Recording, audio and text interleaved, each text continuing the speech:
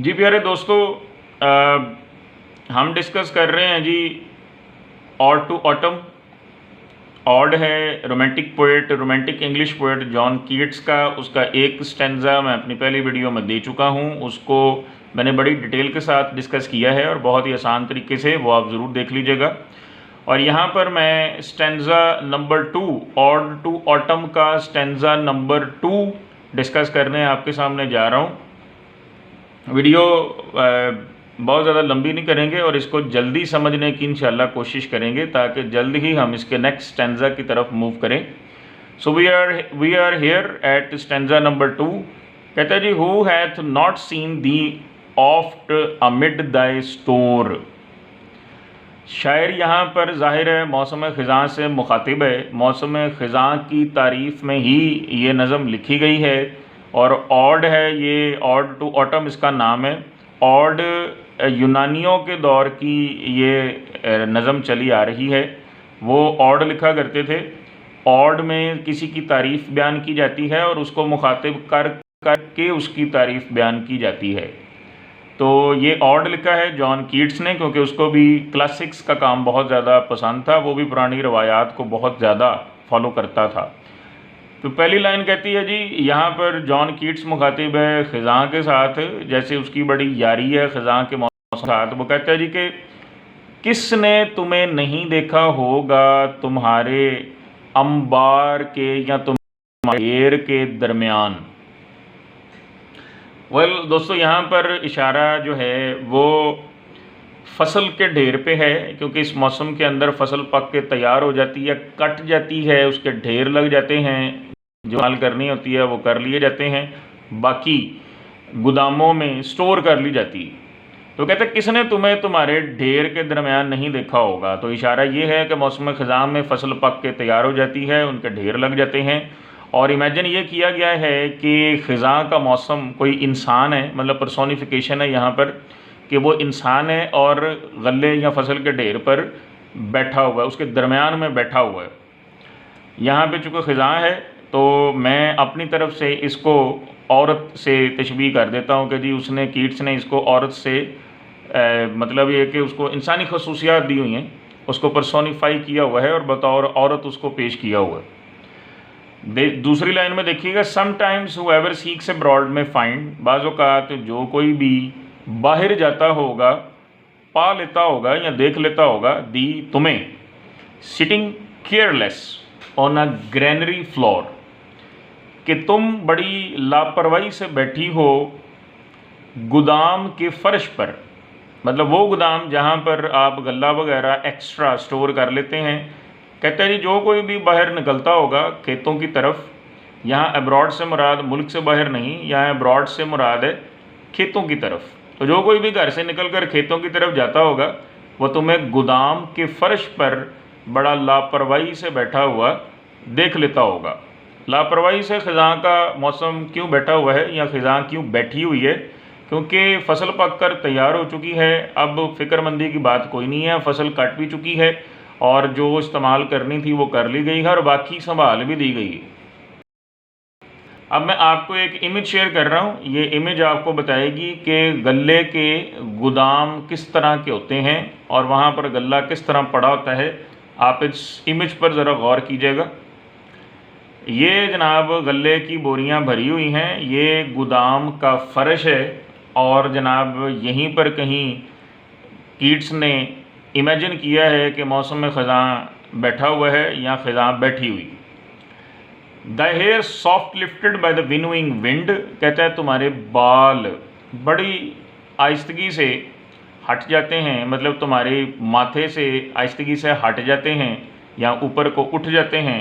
Bye the winnowing wind, उस हवा से जो गल्ले को गंद से या दानों को गंद से अलग करने के लिए चलाई जाती है, चलाया जाता है और उसमें गंद को असल दानों से या फसल से अलग कर दिया जाता है ताकि गंद अलहदा हो जाए और फसल अलग हो जाए और ताकि उसको काबिल इस्तेमाल किया जा सके।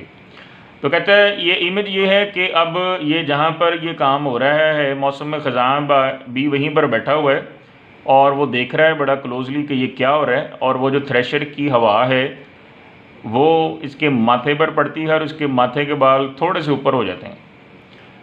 या फिर कहते हैं जी और on a half reaped furrow sound sleep, या फिर वो जो बंदा बाहर खेतों में निकला हुआ है तुम्हें पालेगा कि तुम आधे काश्त किए हुए खेत की पट्टी में गहरी नींद सो रही हो। मतलब ये एक और इमेज है। पहली इमेज ये थी कि थ्रेशर मशीन के पास वो बैठी है, मौसम ख़ज़ां जो है वो बैठा हुआ है या बैठी है, और वो देख रही है कि किस तरह दानों को गंद से अलग किया जा रहा है और उसके बाल उड़ रहे हैं। दूसरी इमेज ये है कि ये आधी काश्त की हुई खेत की पट्टी में आराम सुकून से गहरी नींद सो रही होगी। यहाँ पर भी उसकी लापरवाही की तरफ ही इशारा है कि काम चूँकि ख़त्म हो चुका है तो अब वो आराम से सो रही है।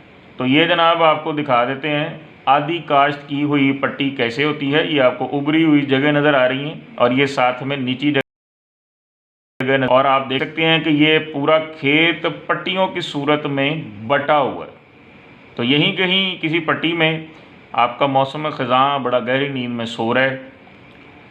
Drowsed with the fume of poppies, कहता है जी कि तुम मदहोश हो, ख़ज़ां के मौसम से मुखातिब है कि तुम मदहोश हो। पॉपीज़ यानी पोस्त के पौधे की खुशबू से तुम मदहोश हो। प्यारे दोस्तों, यहाँ पर ज़हन में रखिएगा कि पोस्त का जो पौधा होता है वो उससे अफ़ीम बनाई जाती है, यानी कि नशा बनाया जाता है और ज़ाहिर लोग उसको इस्तेमाल करते हैं। तो पोस्त का पौधा उसकी हवा जब वहाँ से होकर आती है तो वो भी बंदे पर मदहोशी तारी कर देती है। तो इसका मतलब ये है कि जहाँ पर खेत की पट्टी में ख़ज़ां का मौसम इस वक्त गहरी नींद सो रहा है, करीब ही कहीं पर पोस्त का पौधा लगा हुआ है, उसकी हवा आ रही है, इसके नथनों में जा रही है, इसके नाक में जा रही है, और ये जो मौसम है ये गहरी नींद सो रहा है। वाइल दाई हुक, कहते हैं जबकि तुम्हारे हल ने, यहाँ हुक से मुराद है जी हल, स्पेयर्स द नेक्स्ट स्वैथ, उसने खेत की अगली पट्टी को छोड़ दिया। क्योंकि आप हल जब चला लेते हैं तो आप देखते हैं मंजर कुछ इस तरह का होता है कि कुछ पट्टियाँ उभरी होती हैं और कुछ पट्टियाँ डाउन होती हैं। तो कहते हैं जी कि तुम्हारे हल ने एक पट्टी को तो ज़ाहिर काश्त कर लिया है, जबकि दूसरी पट्टी अभी बग़ैर काश्त किए ही पड़ी है और तुम गहरी नींद में किसी पट्टी में सो रही हो, क्योंकि तुम्हारा जो काम है वो ऑलमोस्ट डन है। And all it's twined flowers, और तुमने जो अगली पट्टी है उसको छोड़ दिया है और उसके तमाम मुड़े हुए फूलों को भी छोड़ दिया है। एंड समटाइम लाइक अ ग्लीनर दाओ दोस्त कीप, और बाज़-औक़ात किसी गल्ला इकट्ठा करने वाले की तरह तुम रखती हो। ग्लीनर से मुराद है, यहाँ रखिएगा, गल्ला जमा करने वाला। वो औरत भी हो सकती है, वो मर्द भी हो सकता है, क्योंकि जब दाने वगैरह हर चीज़ अलग हो जाती है तो जो चौधरी वगैरह होते हैं वो अपने मज़ारों को या मुलाजमों को उसमें से कुछ दाने वगैरह दान करते हैं। और यहाँ पर उसी बात की तरफ इशारा है कि तुम जैसे किसी ग्लीनर की तरह, किसी गल्ला इकट्ठा करने वाले की तरह, स्टडी दाई लेडन हेड अक्रॉस ब्रूक, अपना सर बिल्कुल सीधा किए, अपना लदा हुआ सर बिल्कुल सीधा किए एक नदी में से गुज़र रही। मतलब कि बड़ी खूबसूरत इमेज है कि जो ख़ज़ां का मौसम है वो गल्ला वगैरह इकट्ठा करके अपने सर पे रख के अब जो ख़ज़ां है वो नद कर रही। ये बहुत खूबसूरत इमेज है। मैं यहाँ पर एक और पिक्चर आपके साथ शेयर करना चाहूँगा और उसमें आप अंदाज़ा लगा सकते हैं कि ये जनाब दरमियान में छोटी सी नदी है और ख़ज़ां का मौसम इमेजिन कीजिएगा, सर पर लदा हुआ है गल्ला या दाने और वो इस नदी को पार कर रहा है। तो ये बड़ी खूबसूरत इमेज है जो शायर ने यहाँ पर इस्तेमाल की है। वैसे भी कीट्स अपनी इमेजेस की वजह से बहुत ज़्यादा मशहूर। और बाय अ साइडर प्रेस, या फिर एक जूस निकालने वाली मशीन के पास, विद पेशेंट लुक, बड़ी ही बेवकूफ़ वाली नज़रों के साथ, thou watches the last oozings hours by hours, तुम देख रही हो आखिरी कतरों तक को कई घंटों तक।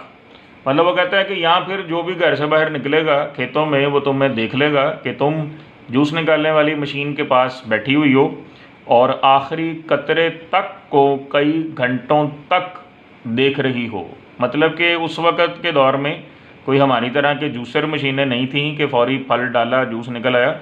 वहाँ पर मैं आपके साथ एक इमेज शेयर कर रहा हूँ, इस तरह की मशीनें थीं और उन मशीनों में फल को डाला जाता था और ये घंटों लगाती थीं उनका जूस निकालने।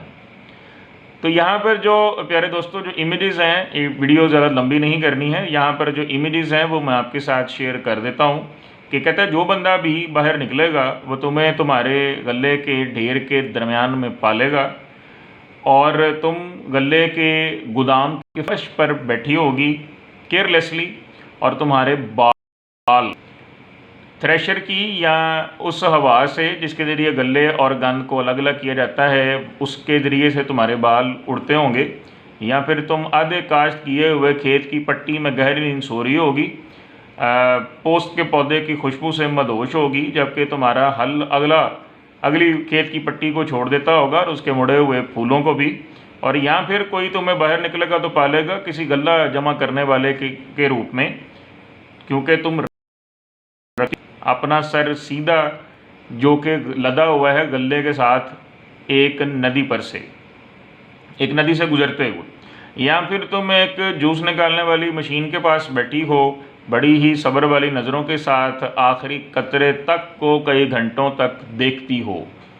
तो ये प्यारे दोस्तों हमारा दूसरा स्टैंजा ख़त्म हो चुका है। इंशाल्लाह नेक्स्ट वीडियो में हमारा लास्ट स्टैंजा डिस्कस होगा जी।